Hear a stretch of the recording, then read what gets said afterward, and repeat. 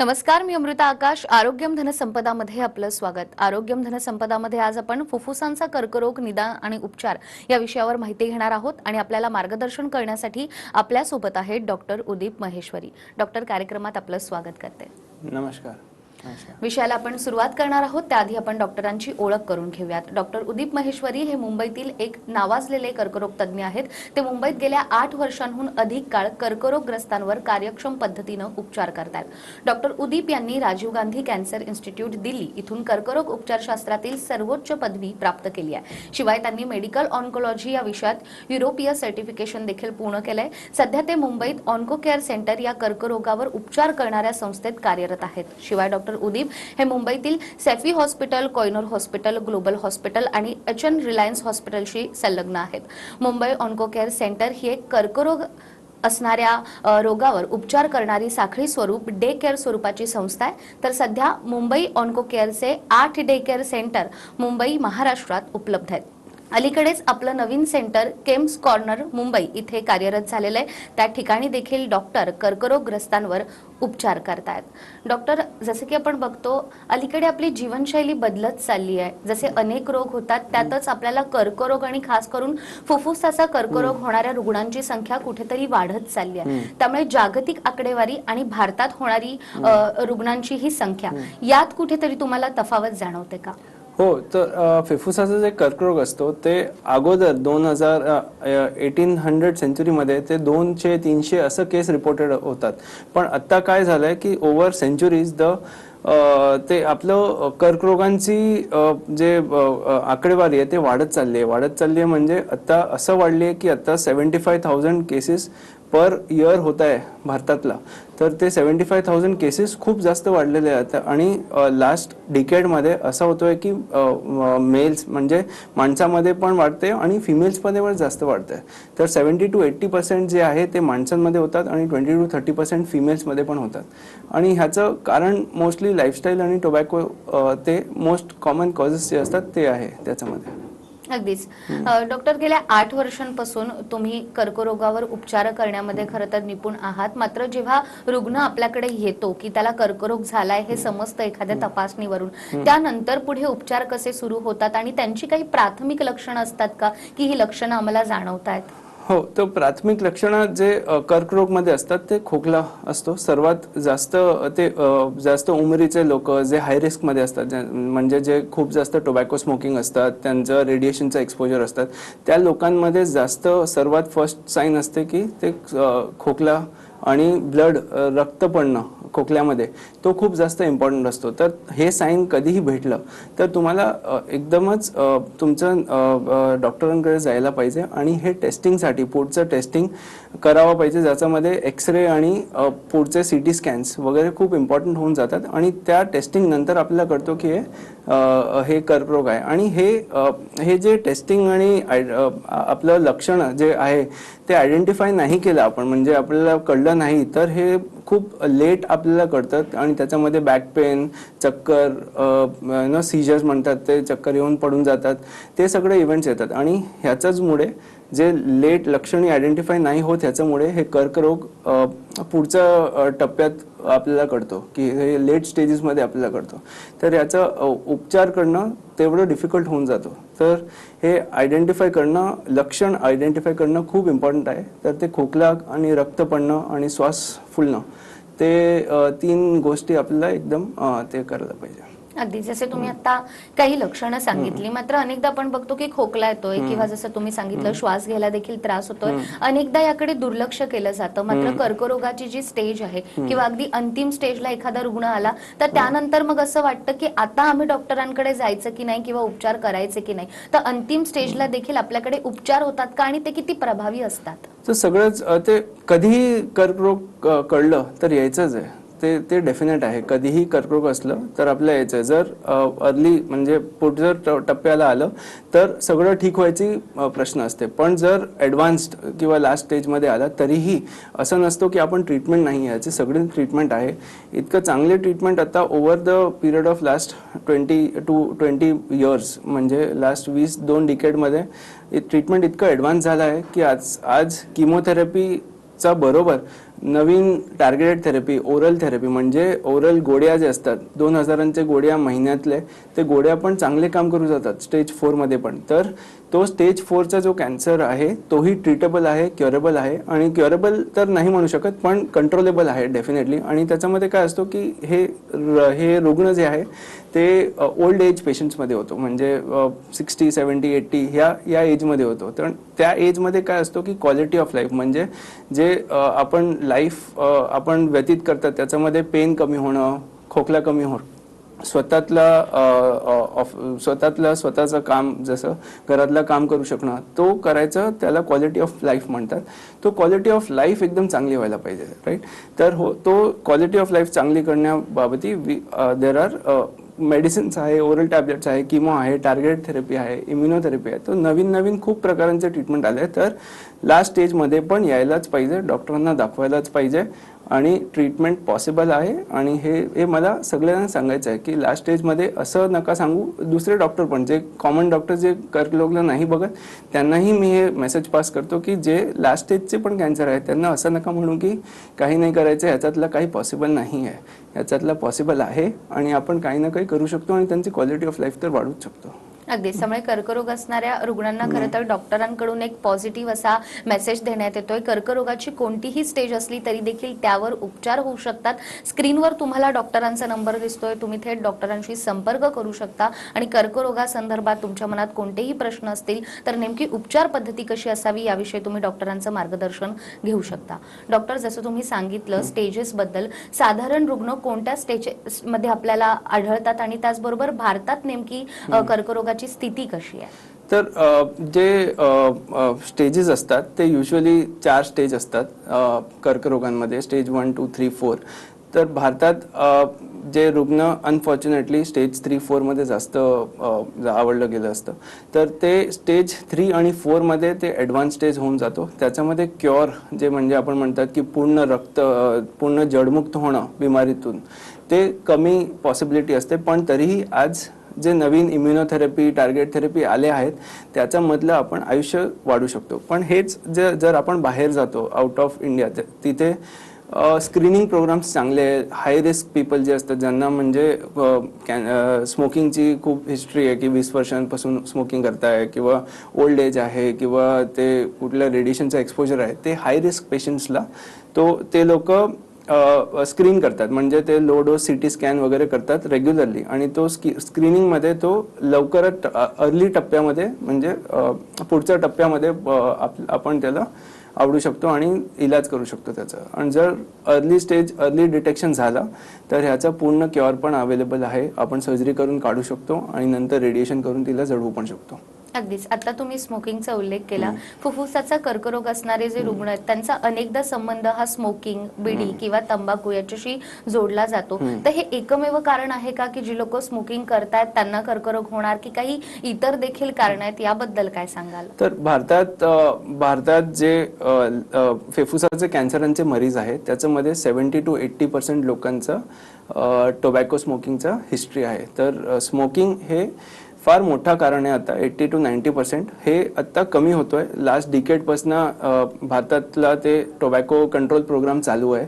त्या प्रोग्राम नंतर थोडं अवेअरनेस वाढली आहे लोकांची, आणि ॲटलिस्ट जे सिटीज आहेत त्याच्यामध्ये थोडाफार स्मोकिंगचा मेनमध्ये रेशो कमी झाला आहे. पण तरीही स्मोकिंग करंटली 70 to 80% आहे. सेकंड, जे सर्वात मोस्ट कॉमन कॉज आहे ते आहे की भारतातलं जे गावातलं लेडीज असतात ते घरामध्ये चुलं असतं.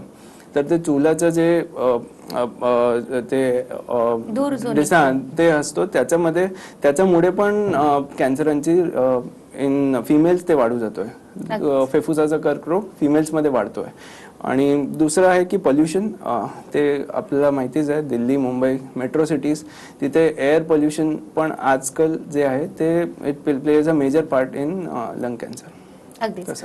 जसं तुम्ही सुरुवातीला सांगितलं की कुठेतरी आपली जीवनशैली बदलत चालली आणि यामुळे इतर रोगांप्रमाणेच कर्करोग देखील अनेकांना होताना दिसतोय. मात्र औद्योगिकरण होत आहे किंवा शहरीकरण होत आहे, यामध्ये देखील कर्करोगाचं प्रमाण वाढतंय का? लाईफस्टाईल एकीकडे आणि दुसरीकडे शहरीकरण, तर यातला जी तफावत यातली आहे याबद्दल काय सांगाल? सर तर हे तर मेजर कारण, लाईफस्टाईल चेंजेस तर कारण आहेच. तर मी इनिशियली पण म्हटलं की 1880s मध्ये 1700 सेंचुरीमध्ये तेव्हा 200 केसेस पण नव्हते रिपोर्टेड. पण आत्ता का वाढत आहे? तर lifestyle is a major cause. Because आपण कसं लाईफस्टाईल जितोय, स्ट्रेस आहे, कसं बाजूचे लोक जितात. स्मोकिंग मी नाही केली पण माझं मित्रांनी केली आणि मी तिथेच बसलो आहे, त्याला सेकंड हँड स्मोक म्हणतात. तोही 30% इन्क्रीज करतो तुमची फुफ्फुसाचा कर्करोगचे. तर बाकी लोक कसे जितात, बाकी तुमचं ट्रान्सपोर्टचं जे एन्व्हायरमेंट पोल्युशन आहे तो कसा आहे, तुम्ही काय जेवतात, तुमचं फूड हॅबिट्स काय आहे. आणि आता असं मानलेलं गेलं आहे की फ्रूट्स आणि व्हेजिटेबल्स जास्त खाणं reduces the risk of lung cancer. पण ते आपण काय किती फ्रूट्स आणि किती फळं खातात. आता लोक बर्गर आणि पिझ्झावरनं बाहेर नाही निघत. तर हे सगळं लाईफस्टाईल चेंजेस खूप झाले आणि पुढेही आपण बघतोय की हे लाईफस्टाईल चेंजेस फर्दर खराबच होत आहे, काही इम्प्रूव्ह होत नाही आहे. पण आपल्याला कळायला पाहिजे की हे जे नॅचरल प्रोडक्ट्स आहे ते घ्यायला आपल्याला इम्पॉर्टंट आहे. फ्रूट्स, व्हेजिटेबल्स हे अगदी इम्पॉर्टंट रिस्क फॅक्टर आहे की आपण ते घेतलं तर ते रिस्क कमी करतो. ऑफिशियली प्रूव्ड आहे. अगदीच. त्यामुळे फळभाज्यांचा आपण आपल्या आहारामध्ये जास्तीत जास्त समावेश करायला हवा आणि जंक फूड जे तुम्ही सांगितलं ते आपण नाहीच खाल्लं तर आपल्या शरीरासाठी तेच खरं तर योग्य आहे. मात्र एकदा की कर्करोग झाला त्यानंतर त्याचे उपचार सुरू होतात आणि ती देखील एक मोठी प्रोसेस असते. तर नेमकं फुफ्फुसाचा कर्करोग झाल्यानंतर जे उपचार होतात ते कसे असतात? फुफ्फुसाचा कर्करोग झाल्यावर उपचारमध्ये 2-3 गोष्टी असतात, जे आहे किमोथेरपी आहे, सर्जरी आहे आणि रेडिएशन आहे. हे 3 कुठल्याही कर्करोगांमध्ये हे 3 गोष्टी असतात. तर जे ॲडव्हान्स स्टेजेसमध्ये आलं असतं तर आपण किमोथेरपी मेन ऑप्शन होऊन जातो आपलं. किमोथेरपी आणि नंतर टार्गेटेड थेरपी आणि इम्युनोथेरपी, जे मी अगोदर पण म्हटलं आहे. तर हे उपचार होऊन जातात. आणि जर पुढच्या टप्प्यामध्ये आले तर सर्जरी आणि रेडिएशनचा मेजर योगदान असतो याच्यामध्ये. तर आता आपण जे मुंबईमध्ये आपला डे केअर सेंटर आहे तिथे आपण हे किमोथेरपी, इम्युनोथेरपी आणि टार्गेट थेरपीचं सर्व ट्रीटमेंट करतोय आणि सगळंच ट्रीटमेंट पॉसिबल आहे. आणि आमचं सेंटर्स वगैरे जे आहे ते एकदमच फॅसिलिटी वाईज आणि स्टाफ वाईज सगळे कॅन्सरचे स्टाफ आहे, रिलेटेड कॅन्सर स्टाफ आहे. तर ट्रीटमेंटचा जे ते असतो एक्सपिरियन्स असतो तो खूप चांगला असतो तिथे, की आपण सगळंच एका रूफमध्ये भेटू शकतो आपल्याला. अगदीच. आणि त्याचबरोबर अनेकदा रुग्णांना किंवा त्यांच्या नातेवाईकांना हाही प्रश्न पडतो की प्रत्येकाला होणारा कर्करोग हा अर्थात वेगळा आहे, त्याची स्टेज देखील वेगळी असते. पहिली स्टेज असो किंवा लास्ट स्टेज असो, जे उपचार आपल्याकडून दिले जातात ते कसे असतात? प्रत्येक स्टेजनुसार उपचार पद्धती ठरवली जाते का? हो, तर स्टेजनुसार उपचार पद्धती ठरवली जाते. तसंच जे प्रत्येक रोग आणि प्रत्येक माणसाचा रोग वेगळा असतो. जर स्टेज 1चा फुफ्फुसाचा कर्करोग एक माणसामध्ये वेगळा असेल तर दुसऱ्या माणसामध्ये वेगळा असेल तर त्याला म्हणतात डिझीज बायोलॉजी. तर ते डिझीज बायोलॉजी एकमेकांची वेगळी असते. तर ते डिझीज बायोलॉजी कसं ठरवली जातात ते जेनेटिक म्युटेशनवर ठरवली जाते आणि त्या हिशोबाने ट्रीटमेंट प्लॅन केलं जातं. तर इतकं सोपं नाही आहे ट्रीटमेंट प्लॅन करणं. पण येस, मोठं जे मी तुम्हाला सांगू तर पहिल्या आणि दुसऱ्या टप्प्यामध्ये सर्जरी, रेडिएशन येतो कर्करोगांमध्ये आणि तिसऱ्या आणि चौथ्या टप्प्यामध्ये किमोथेरपी, टार्गेट थेरपी यांचा प्रकार असतो. अगदीच. त्यामुळे जसं तुम्ही आता सांगितलं प्रत्येक रुग्णानुसार त्याची ट्रीटमेंट असते. फुफ्फुसाचा कर्करोग, त्याचं निदान आणि उपचार पद्धती नेमकी कशी असते या विषयासंदर्भात आपण डॉक्टरांकडून आणखीनही माहिती घेणार आहोत एका छोट्याशा ब्रेकनंतर. ब्रेकनंतर पुन्हा एकदा आरोग्यम धनसंपदामध्ये आपलं स्वागत. आरोग्यम धनसंपदामध्ये आज आपण फुफ्फुसाच्या कर्करोगाचं निदान आणि उपचार पद्धती या विषयावर माहिती घेतोय आणि आपल्याला मार्गदर्शन करतायत डॉक्टर उदीप महेश्वरी. पुन्हा एकदा कार्यक्रमात आपलं स्वागत करते. नमस्ते. ब्रेकवर जाण्यापूर्वी जसं तुम्ही सांगितलं की स्टेजनुसार डॉक्टर ठरवतात की आता या रुग्णाला उपचार कसे द्यायचे आणि याच उपचारांमध्ये अनेकदा आपण ऐकतो की कॅन्सर झालेल्या पेशंटला केमोथेरपी देखील दिली जाते. तर ही थेरपी नेमकी कशी असते आणि याचा फायदा रुग्णाला किती होतो? तर किमोथेरपी हे वर्ड जे लोक ऐकतात ना, तर याचा खूपच ते लोकांना डर आहे, भीती आहे. ते काय काय किमोथेरपी काय आहे? आता किमोथेरपी 20 वर्ष अगोदर खूप अवघड होती, त्याच्यामध्ये खूप साईड इफेक्ट्स होते. पण आत्ता ते किमोथेरपीला साईड इफेक्ट्स बिलकुल पण नाही आहे आणि एकदमच कमी साईड इफेक्ट्समध्ये आपण किमोथेरपी करू शकतो. त्याचा देण्याचा प्रकार, त्याचं देण्याचा तरीका आणि त्याचे बरोबरचे जे मेडिसिन्स असतात जे साईड इफेक्ट्स कमी करतात, तोही खूप वाढले आहे. आणि त्या हिशोबाने किमोथेरपी मेडिसिन्स असतात जे नॉर्मल आपण अँटीबायोटिक्स घेतो, मलेरियाची मेडिसिन्स घेतो, तसंच मेडिसिन्स असतात. काही वेगळं नवीन नसतो की मशीन आहे की तसं काहीच नाही आहे. तर तो किमोथेरपी नॉर्मल सलाईनचे बॉटल असतात जे आपण बाटल्या चढवतात, तसंच त्याच बॉटलमध्ये टाकून IV रस्त्यात आपण देऊ शकतो. कधी कधी ओरल पण देऊ शकतो. ओरल टॅबलेट्स पण असतात, तोही किमोथेरपीचे ओरल टॅबलेट्स असतात. तर हे एकदम सोपं इलाज आहे जे नॉर्मल सलाईनच्या बॉटलांमधून दिलं जातं आणि तास, 2 तास, 3 तासमध्ये मोठं किमोथेरपी पण होऊन जातं. आणि मोस्टली आमचं जे डे केअर सेंटर आहे तिथे आपण डे केअर प्रोसेस करतो. म्हणजे सकाळी आलं आणि दुपारी किंवा संध्याकाळी तो घरी जाऊन किमोथेरपी संपून ते लोक घरी जातात. तर किमोथेरपी मेडिसिन्स जे असतात ते कॉस्टिंग पण असं नसतो की ते आपल्या हातांमध्ये नाही आहे किंवा पुअर पेशंट्सला ते अफोर्ड नाही करू शकणार. तर किमोथेरपीचे मेडिसिन्स इतकं 200-300 रुपयामध्ये पण भेटू शकतात. असं नाही आहे की ते नाही भेटू शकत. पण तेथून तुम्ही 3-4 हजारांपर्यंत किमोथेरपीचे बेसिक मेडिसिन्स अवेलेबल होऊन जातात आणि त्याच्यामध्ये आपलं जे इलाज आहे फुफ्फुसाचा लंग कॅन्सर और फुफ्फुसाचा कॅन्सरमध्ये पण हे इलाज होऊ शकतो. किमोथेरपी जसं दिलं जातं त्याच्या नंतर जे साईड इफेक्ट्स असतात ते युजली 3 ते 4 दिवस थोडंफार वीकनेस आणि तो वाटू शकतो लोकांना. पण त्याशिवाय अगदी 90% लोकांना काहीच त्रास होत नाही किंवा कळतच नाही की किमोथेरपी दिली गेली आहे. आणि ते माझे तर किती पेशंट्स आहेत जे ट्रेकिंगवर पण जातात. किमो संपून 1 हफ्त्यानंतर ते ट्रेकिंग फिरून गावातला जाऊन सगळं करून येतात. पण ते पूर्ण ट्रिप पण करून येतात आणि ते मला सांगतात की डॉक्टर कसं आहे, माझा किमोथेरपीचा खर्च करतोय पण माझा ट्रिप पण प्लॅन करून देतोय बाहेरचा. तर तसं किमोथेरपी इतकं सोपं आहे. माझं म्हटलं ते की किमोथेरपी सोपं आहे, त्याच्याने घाबरू नका. आणि एकदमच इलाज पण सोपं आहे. दर 21 डेजची सायकल असते किंवा कोणाला हफ्त्यांची सायकल असते. तर तो आपण ते रोग अनुसार आपण त्यांचं सायकल कसं करायचं आहे, कसं द्यायचं आहे तो डिसाईड करतो. तो किमोथेरपीशी घाबरायचं नाही आहे. किमोथेरपी करून तुमचा जर रोग कमी होत आहे तर डेफिनेटली करायचं आहे. अगदीच ही अतिशय महत्त्वाची गोष्ट सांगितली की केमोथेरपीला घाबरण्याचं कारण नाहीये, तर जो रोग आपल्याला झालाय त्यावर उत्तम अशी उपचार पद्धती म्हणजे केमोथेरपी आहे. यानंतर टार्गेटेड थेरपी किंवा इम्युनोथेरपी याबद्दल देखील आपण अनेकदा ऐकतो. तर इम्युनोथेरपी म्हणजे नेमकं काय? इम्युनोथेरपी आता नवीन ट्रीटमेंटचा प्रकार आला आहे. ते आता आपण 2010 पासून हे इम्युनोथेरपी खूप चालतोय.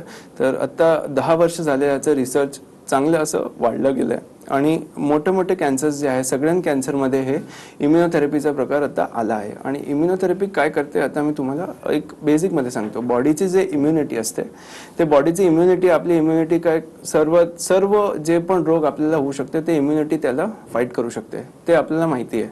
आणि जर इम्युनिटी आपली कधी कॅन्सर कसं करतो, कॅन्सर जे कर्करोग आहे तो स्मार्ट असतो. तो समजून जातो की बॉडीची इम्युनिटी आहे, तो आपल्या इम्युनिटीला मारायला इम्युनिटीशी गोड घुमून ते आतमध्ये बॉडीला बसून जाते. तर ते इम्युनिटीला बायपास करून टाकते बॉडीची. तर हे इम्युनोथेरपी जे ड्रग्ज आहे ते इम्युनिटीचं जे बायपास होतोय त्याला बंद करतो आणि तो गेट्स बंद करून टाकतो आणि तो चॅनल्स बंद करून टाकतो आणि त्या हिशोबाने बॉडीची इम्युनिटीला स्ट्रेंथ भेटतं आणि ते बॉडीची इम्युनिटी कर्करोगांना बाहेर पाडते. आणि ह्याचं अजून इम्पॉर्टंट काय आहे की स्टेज 4, स्टेज 3 लंग कॅन्सर किंवा स्टेज 3, स्टेज 4 फुफ्फुसाचा जे कर्करोग आहे त्याच्यामध्ये मी तुम्हाला अगोदर सांगितलं होतं की क्युअर पॉसिबल नाही आहे, तर कंट्रोलच पॉसिबल आहे. पण आत्ता बघितलं गेलं आहे की जे 2010-11 मध्ये पेशंट्स चालू केले होते, काही पेशंट्स 5 ते 10% पेशंट्स आत्ताही चालत आहे. म्हणजे 11 वर्ष झाले पण तो इम्युनोथेरपीवर आहे आणि स्टेज 4चं लंग कॅन्सर ही त्याचंही निदान झालं आहे पूर्ण. तर असं इम्पॉर्टंट आहे हे इम्युनोथेरपी. आणि मी असं बघतोय की नेक्स्ट 20 इयर्स 15 इयर्समध्ये इम्युनोथेरपी हे मेन ट्रीटमेंट होऊन जाईल आणि ह्याचं पुढे डेव्हलपमेंट होईल आणि किमोथेरपीला एक सीट पाठीमागे करायला लागेल. अगदीच. आणि खास कर्करोगग्रस्तांसाठी मुंबई ऑन्कोकेअर सेंटर हा एक उपक्रम देखील तुम्ही सुरू केलेला आहे. तर या उपक्रमामध्ये देखील अनेक लोकांना आपण सहभागी करून घेऊ शकतो. तर याबद्दल काय सांगाल? मुंबई ऑन्को केअर सेंटर आमचं विजन आहे की एक आम्ही जे कॅन्सरांचे पेशंट आहे और कर्करोगांचे पेशंट आहे ते लोक सर्व लोक ते फॅसिलिटीज अवेल करू शकत नाही.